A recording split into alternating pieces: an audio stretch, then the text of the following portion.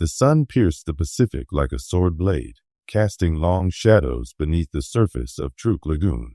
From my cockpit at 12,000 feet, I could see them clearly, the ghostly silhouettes of Japanese warships and transports floating like dark phantoms in the crystal-clear waters below. Then the first bombs fell, and the lagoon erupted in columns of fire and smoke that reached toward heaven itself. In that moment, I knew we weren't just witnessing history, we were writing it in flame and steel. My name is Lieutenant Commander Jack Morrison, and I flew with Torpedo Squadron 16 aboard the USS Lexington. February 17, 1944, was the day we turned Japan's mighty Pacific fortress into a graveyard. But let me tell you how we got there and what it cost us all. 3 weeks before the raid, I stood on the flight deck of the Lexington, watching the sun set over the Marshall Islands. We just finished mopping up Japanese resistance at Kwajalein, and the scuttlebutt was already flying. Our next target was going to be big. Real big. Morrison. Lieutenant Commander Paul Ramsey, our squadron leader, called out as he approached. His weathered face carried the weight of 2 years in the Pacific. We're being briefed at 0800 tomorrow.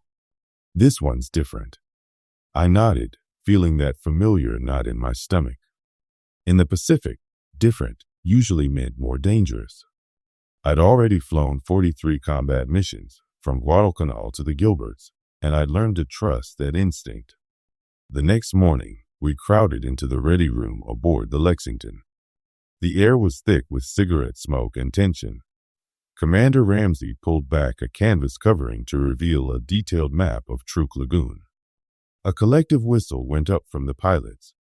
"Gentlemen," Ramsey began, his voice cutting through the murmur, "meet our next target. Truk Lagoon, the Japanese call it the Gibraltar of the Pacific. It's their main fleet anchorage, their forward supply base, and the strongest fortress they have outside of Japan itself." He pointed to the map with his wooden pointer. This lagoon is 35 miles across, surrounded by coral reefs and defended by more than 40 airfields. Intelligence estimates over 300 Japanese aircraft stationed there, plus major elements of their combined fleet. I studied the map, noting the intricate network of islands and channels. Truk wasn't just a naval base, it was a fortress built by nature and reinforced by 2 years of Japanese construction. The lagoon itself was like a giant natural harbor, protected by a coral reef that formed an almost perfect circle. Inside that reef, the Japanese had built an empire. The good news, Ramsey continued, is that we're not going in alone. Task Force 58 is the largest carrier force ever assembled in the Pacific. 9 carriers, 6 battleships, and enough escorts to flatten anything the Japanese can throw at us. I felt a surge of pride.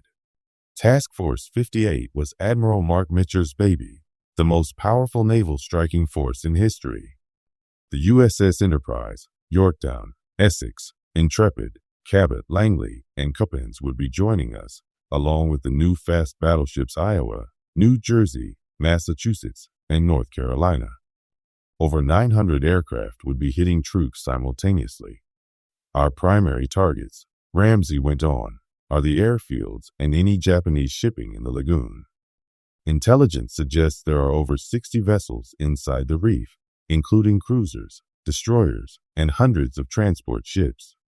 Our job is to make sure none of them leave. Ensign Tommy Rodriguez, fresh from flight school, raised his hand.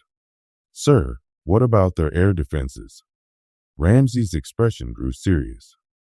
"They've got everything from Zoroaster Betty bombers, plus shore batteries, anti-aircraft guns, and probably some surprises we don't know about.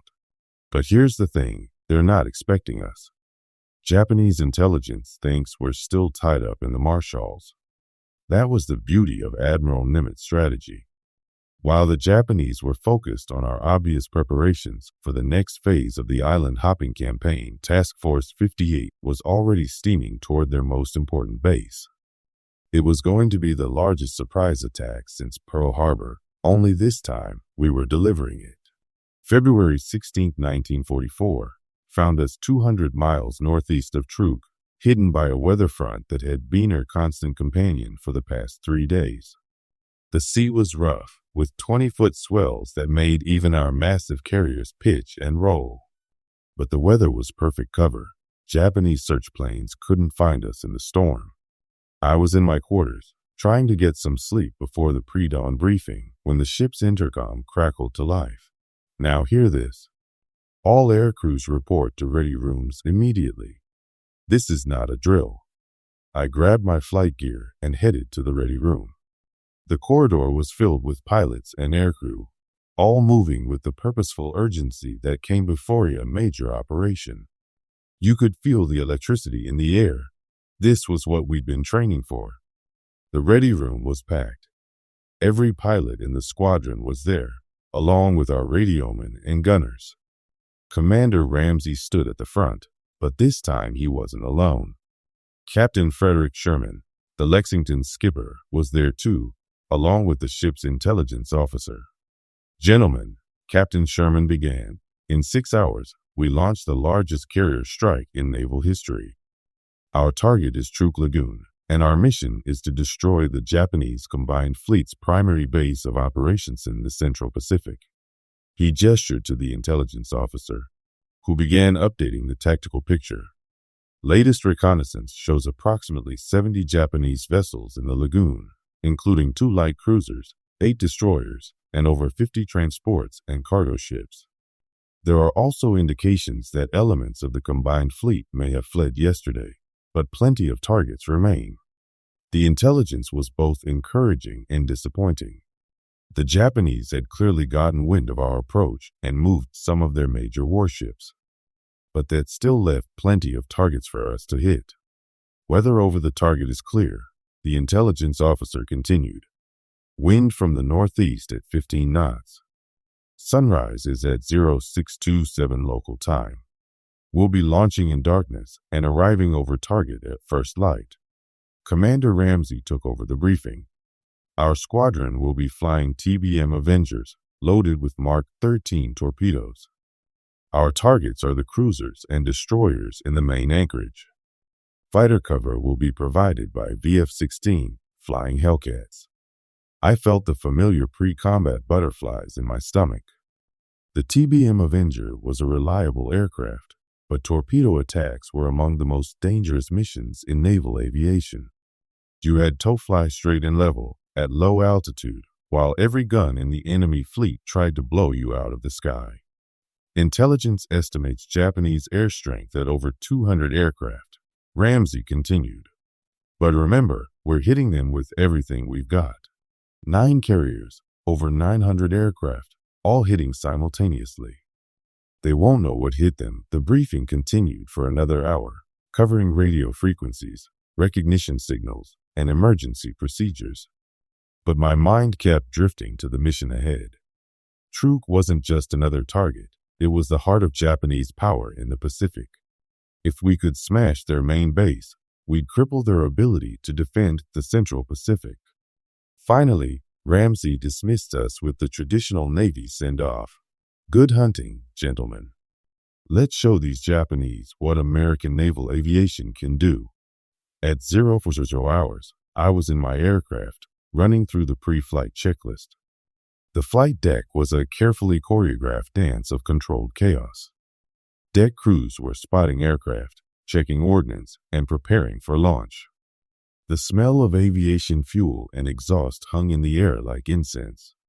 My TBM Avenger was loaded with a single Mark 13 torpedo, 2,000 pounds of high explosive designed to punch through a warship's armor and explode into death hull.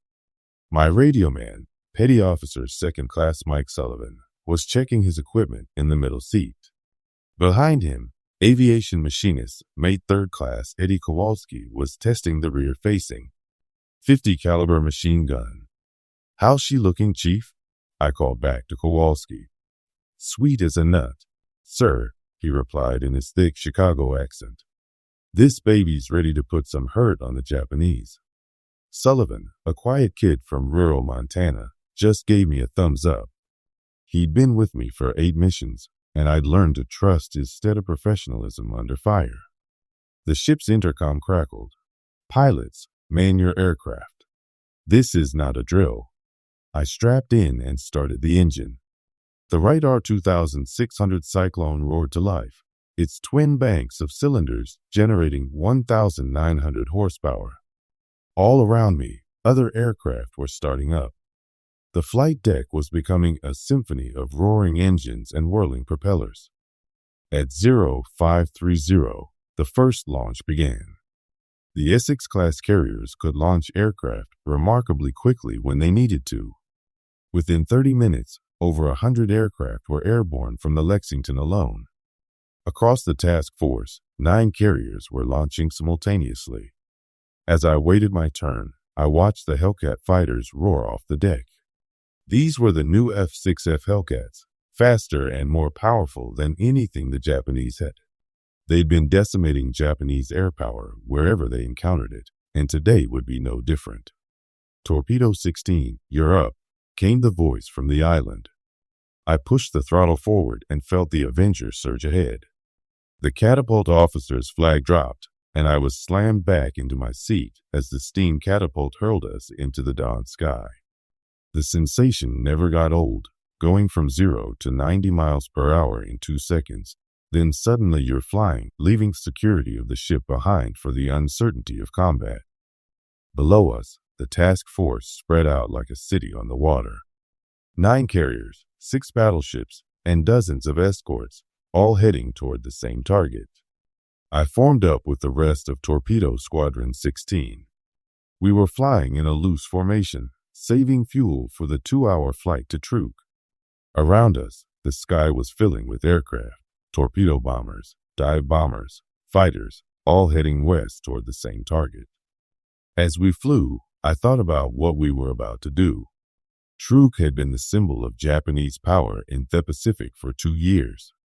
It was from here that they'd launched their attacks on Guadalcanal, their raids on our bases in the Solomons, their attempts to reinforce their island garrisons. If we could destroy Truk, we'd cut the heart out of their Pacific empire. The sun was rising behind us, painting the ocean in shades of gold and crimson. Ahead, the horizon was clear except for a few scattered clouds. It was going to be a beautiful day for flying and for fighting. At 0630, we crossed the outer edge of Truk's defensive perimeter. The lagoon spread out before us like a great blue jewel, surrounded by coral reefs and tropical islands. From our altitude, it looked peaceful, almost idyllic. But I knew that appearance was deceiving. "Torpedo 16, this is Big Blue Leader," came the voice of Commander David McCampbell, leading the fighter escort. "We're seeing lots of activity down there. Looks like they're awake." I could see what he meant. The airfields on the various islands around the lagoon were busy with activity. Aircraft were taking off, some in obvious panic, others clearly trying to get organized for a counterattack. But they were too late. We had achieved complete surprise. The first wave of dive bombers was already beginning their attacks. I watched as SBD Dauntlesses and new SB-2C Helldivers peeled off and dove toward their fields. The sky around the lagoon suddenly bloomed with anti-aircraft fire, black puffs of smoke that looked deceptively harmless from our altitude. "Torpedo 16, this is Ramsey. We're going after the shipping in the main anchorage. Follow me down." We descended toward the lagoon, and the full scope of our target became clear.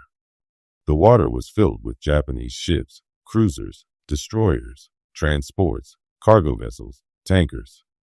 It was like a peacetime anchorage, except for the anti-aircraft fire that was starting to reach up toward us. The Japanese had clearly been caught completely off guard. Many of the ships were still at anchor, their crews probably just waking up to the sound of our engines. But they were recovering quickly. I could see gun crews running to their battle stations, ships beginning to move, smoke starting to pour from stacks as they got up steam. "There," Sullivan called over the intercom, "light cruiser, bearing 2 o'clock. I looked where he was pointing and saw her, a Sendai-class light cruiser, probably about 5,000 tons, already underway and heading for the main channel. She was moving fast, her wake white against the blue water, and her anti-aircraft guns were already firing. "I see her," I replied. "We'll take her." The torpedo attack was one of the most dangerous missions in naval aviation. You had to fly straight and level at low altitude while every gun on the target and every nearby ship tried to shoot you down.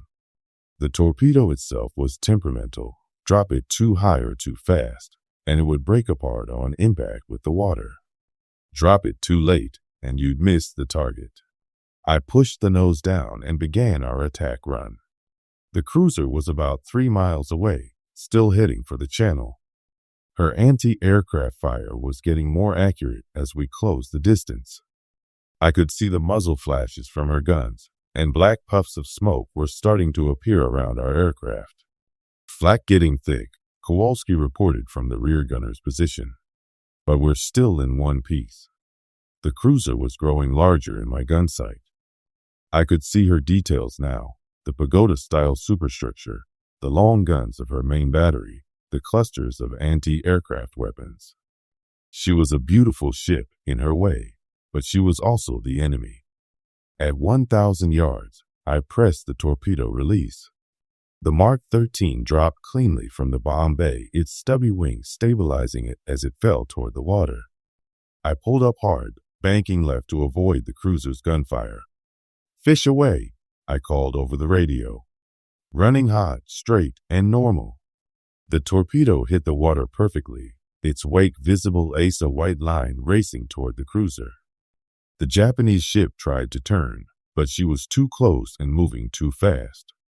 The torpedo struck her amidships, just forward of her rear turret. The explosion was tremendous. A column of water and flame shot up from the cruiser's hull, and she immediately began to list to starboard. Her forward momentum carried her ahead for a few more seconds, then she began to settle by the stern. "Got her," Sullivan shouted over the intercom. "She's going down." I circled back to watch the cruiser's death throes. She was listing heavily now, her decks almost vertical. Small figures, her crew, were jumping into the water. Within 5 minutes of the torpedo hit, she rolled over and sank, taking with her most of her crew of 450 men. But there was no time to celebrate. The lagoon was full of targets, and the Japanese were starting to organize their defenses. I looked around for another target and saw something that made my blood run cold. "Torpedo 16, this is Big Blue Leader," came McCampbell's voice over the radio. "We've got company." Lots of company. I looked up and saw them, at least 50 Japanese aircraft, climbing up from the airfields around the lagoon. Zeros, Vals, Bettys, and other types I didn't recognize. They were coming up in a swarm, obviously intent in stopping our attack. "All aircraft, this is Strike Leader," came the voice of Commander William Dean, coordinating the overall attack. "We have enemy fighters inbound. Torpedo and dive bomber aircraft, continue your attacks. Fighters, engage the enemy." The sky above Truk Lagoon suddenly became a deadly aerial battlefield. Our Hellcats dove down to meet the climbing Japanese fighters, and the air filled with the sound of machine guns and cannon fire. Aircraft from both sides were falling, leaving trails of smoke and flame. But the Japanese were too late. Our first wave had already done devastating damage to their airfields. I could see burning hangars and aircraft scattered across the runways. Many of their best pilots were probably already dead, caught on the ground by our surprise attack. "Torpedo 16, new target," Ramsey called over the radio. "Destroyer, bearing 340 degrees, range 4,000 yards. I looked in that direction and saw her, a modern destroyer, probably a Fubuki class, steaming at high speed toward the main channel. She was zigzagging violently, her anti-aircraft guns firing continuously. Whoever was commanding her knew his business. "I'll take her," I called back to Ramsey. "Torpedo 16-2, follow me in." Lieutenant Bob Watson, flying the number 2 aircraft in my division, acknowledged. We began our attack run on the destroyer, coming in from her starboard quarter. The range was about 3,000 yards when she spotted us and began throwing up everything she had. The destroyer's anti-aircraft fire was intense and accurate. Black puffs of smoke appeared all around us, and I could hear fragments hitting the aircraft. A nearby TBM took a direct hit and exploded, taking all 3 crewmen with it. The war had claimed another American aircrew, but we pressed on. At 800 yards, I released my torpedo. It hit the water cleanly and began its run toward the destroyer. The Japanese ship tried to turn, but Watson's torpedo was coming in from the other side. She couldn't avoid both. My torpedo missed, passing just ahead of the destroyer's bow. But Watson's torpedo struck her amidships, just below the bridge. The explosion lifted the destroyer's midsection out of the water, breaking her back. She folded in half like a closing book and sank in less than 2 minutes. "Nice shooting, Watson," I called over the radio. "Thanks, Skipper," he replied. "But look at that." He was pointing toward the main anchorage, where the real slaughter was taking place. The dive bombers were working over the merchant ships and transports, and the results were spectacular. Tankers were exploding in balls of flame, cargo ships were sinking at their moorings, and the lagoon was becoming a graveyard of Japanese shipping. I counted at least 30 ships already sunk or sinking. The water was covered with oil slicks and debris. Here and there, I could see Japanese sailors swimming for shore, but many would never make it. The lagoon that had been the heart of Japanese power in the Pacific was becoming their tomb. For the next 4 hours, we maintained continuous attacks on Truk. As soon as one group of aircraft returned to the carriers, another would take its place. It was like a conveyor belt of destruction, methodically dismantling 2 years of Japanese construction and preparation. By noon, the results were overwhelming. Our intelligence officer later estimated that we had sunk over 40 ships, including 2 light cruisers, 4 destroyers, and dozens of transports and cargo vessels. The airfields were wrecked, with over 200 Japanese aircraft destroyed on the ground or shot down in combat. But the Japanese weren't giving up without a fight. As I was returning from my 3rd mission of the day, I saw them coming, a large formation of Betty bombers, escorted by Zeros, heading directly for Task Force 58. "All aircraft, this is Strike Leader," came the urgent voice over the radio. "We have enemy bombers inbound to the task force. Any aircraft with ammunition, intercept immediately." I looked at my fuel gauge and ammunition counter. I had enough fuel for about 30 more minutes of flight, and my guns were fully loaded. Sullivan and Kowalski still had ammunition for their guns too. "Torpedo 16, this is Morrison," I called over the radio. "I'm going after those bombers." "Roger, Morrison," Ramsey replied. "Be careful. There's a lot of them." There were indeed a lot of them, about 30 Betty bombers in a tight formation, protected by at least 40 Zeros. It was the largest Japanese air attack I'd ever seen, and they were clearly desperate to strike back at our carriers. I climbed to meet them, along with about 20 other American aircraft, a mix of Hellcats, Avengers, and Helldivers. It wasn't much against such a large Japanese formation, but it would have to do. The air battle that followed was one of the most intense I'd ever experienced. The Zeros were aggressive and skilled, but our Hellcats were superior aircraft flown by experienced pilots. The sky filled with tracers and gun smoke as fighters from both sides engaged in individual duels. I found myself on the tail of a Zero that was trying to get to the bombers. The Japanese pilot Waskilled, throwing his aircraft through a series of violent maneuvers to shake me off. But the Avenger was surprisingly maneuverable for such a large aircraft, and I managed to stay with him. At 200 yards, I opened fire with my wing guns. The 50 caliber bullets stitched across the Zero's fuselage, and I saw pieces of metal flying off. The Japanese fighter began to smoke, then caught fire. The pilot never bailed out. The Zero went straight into the ocean. But there were too many of them. Several of the Betty bombers broke through our defensive screen and continued toward the task force. I could see them in the distance, growing smaller as they approached our carriers.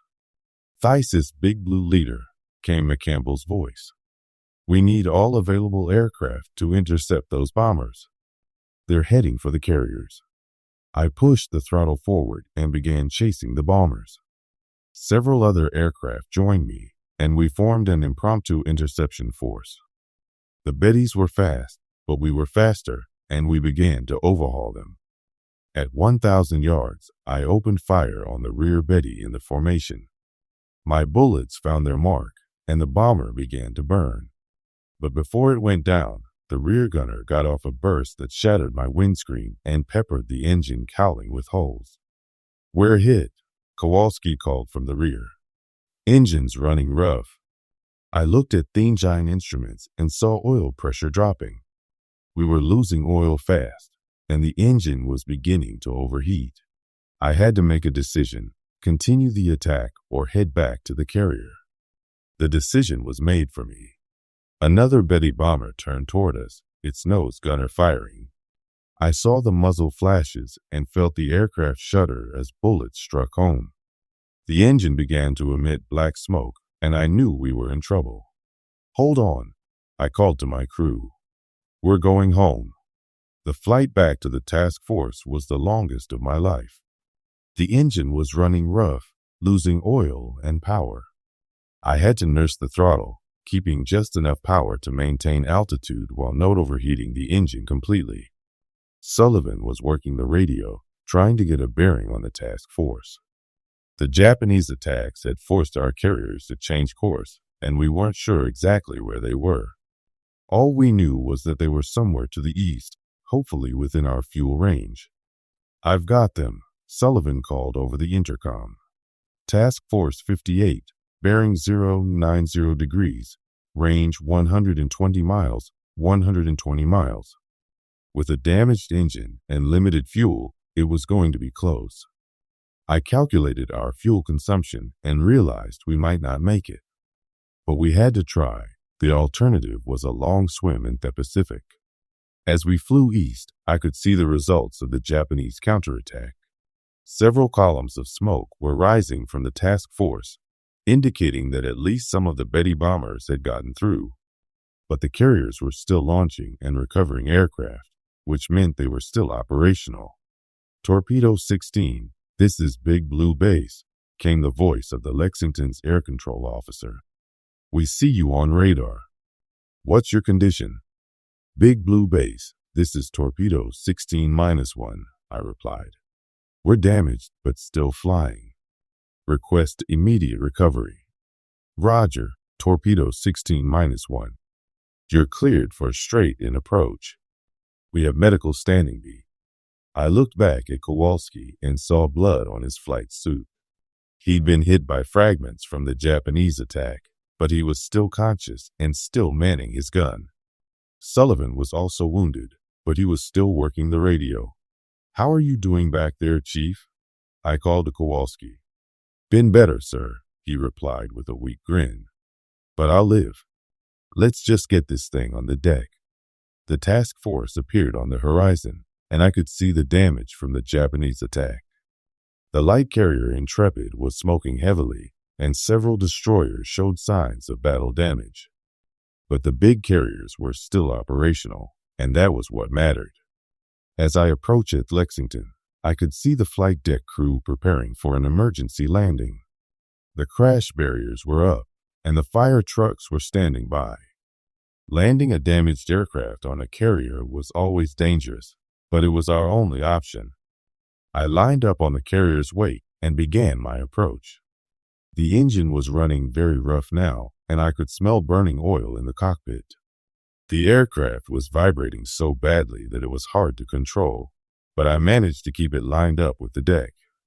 The landing signal officer was giving me the cut signal, and I chopped the throttle. The Avenger dropped toward the deck, caught the number 3 wire, and jerked to a stop.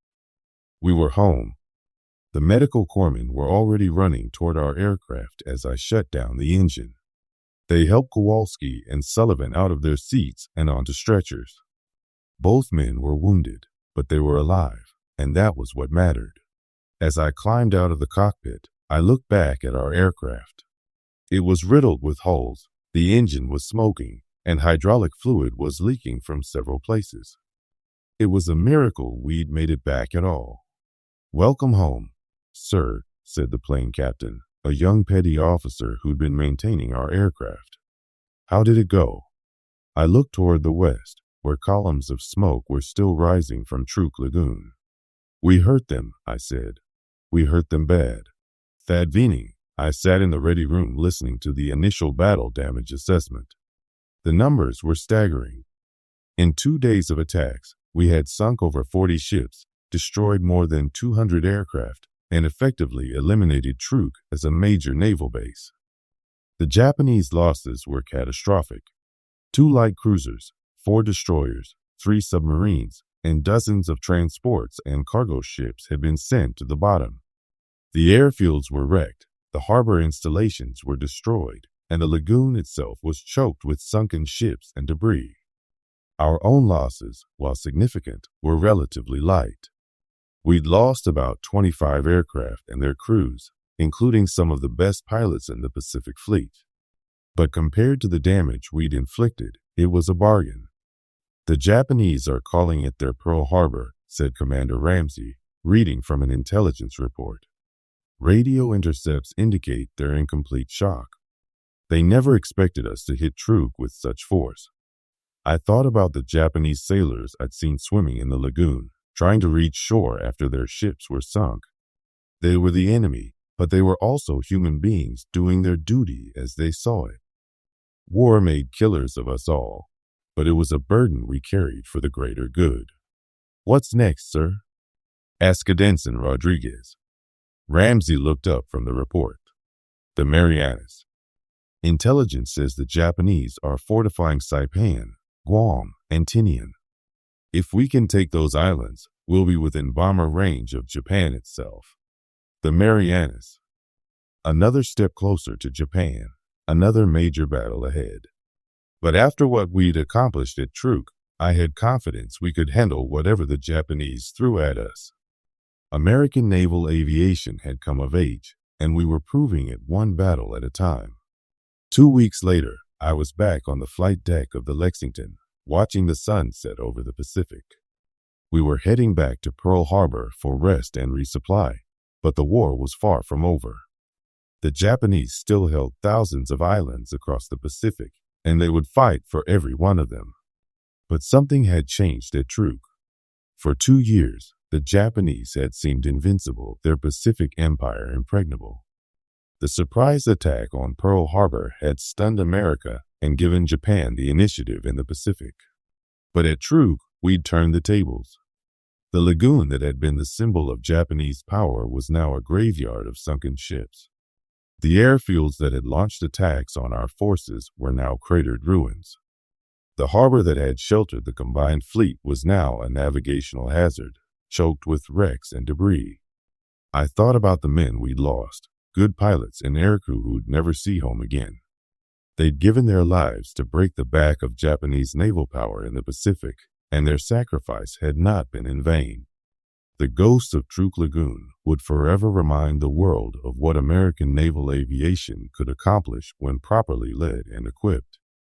But I also thought about the Japanese defenders who'd fought so bravely against overwhelming odds. They'd known they were doomed from the moment we appeared over their fortress, but they'd fought anyway. That kind of courage deserved respect, even from an enemy. The war would continue for another year and a half, with battles at Saipan, Leyte Gulf, Iwo Jima, and Okinawa. But in many ways, the outcome was decided at Truk Lagoon in February 1944. We'd proven that American industry, American technology, and American fighting spirit could overcome any enemy, no matter how determined or well prepared. As the sun disappeared below the horizon, I offered a silent prayer for all the men who'd fought and died in the Pacific, American and Japanese alike. They'd all done their duty as they saw it, and history would judge the rightness of their cause. But in that moment, I was just grateful to be alive and heading home, another chapter in the Great War written in our favor. The ghosts of Truk Lagoon would keep their silent vigil forever, a reminder of the price of victory and the cost of defeat. But for now, the Pacific belonged to the United States Navy, and we were going to keep it that way. Lieutenant Commander Jack Morrison survived the war and returned to civilian life, where he became a commercial airline pilot. He never forgot the lessons learned at Truk Lagoon or the men who didn't come home. The lagoon itself remains one of the world's greatest diving sites, its sunken ships now serving as artificial reefs and monuments to one of Pacific War's most decisive battles.